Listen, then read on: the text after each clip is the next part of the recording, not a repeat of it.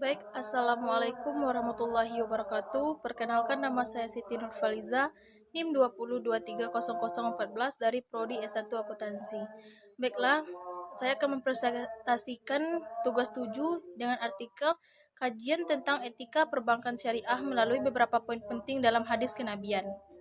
Baik, selanjutnya yaitu poin yang akan saya presentasikan. Yang pertama, pembahasan teori. Yang kedua, kasus yang akan dibahas. Dan yang ketiga, objek penelitian. Keempat, teknik analisis data. Dan yang kelima, hasil penelitian.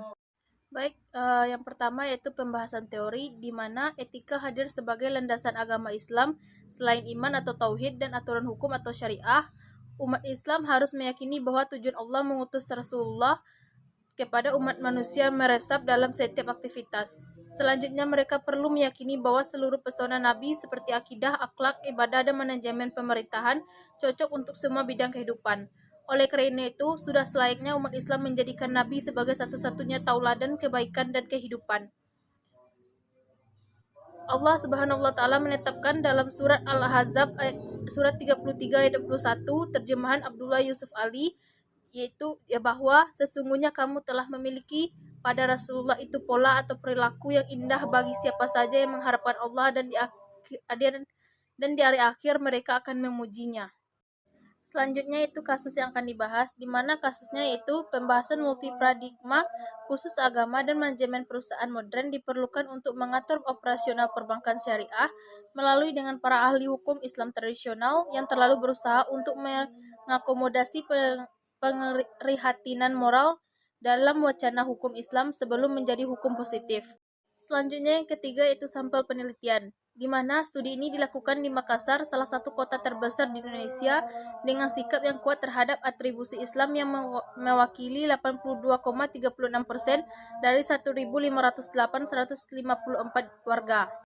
Baik, yang keempat yaitu teknik analisis data, di mana studi lebih lanjut perlu menggali bukti empiris INAA dalam uji analisis validitas monologis. Investigasi etika karyawan di perbankan syariah menggunakan INAA dikaitkan dengan perputaran karyawan. Kepuasan motivasi ini secara positif memoderasi dengan perilaku kewargaan, organisasi, atau keterlibatan kerja, dan secara negatif memoderasi kesalahan dan perilaku yang tidak etis. INAA juga meningkatkan kepuasan dan loyalitas pelanggan sambil mengalihkan biaya secara negatif. Promosi etika aktif menarik pasar tertentu dan membuat menonjol dibandingkan dengan perbankan konvensional. Perbandingan agen etis antara bank ideologis juga berkontribusi lebih besar pada kemajuan pengetahuan.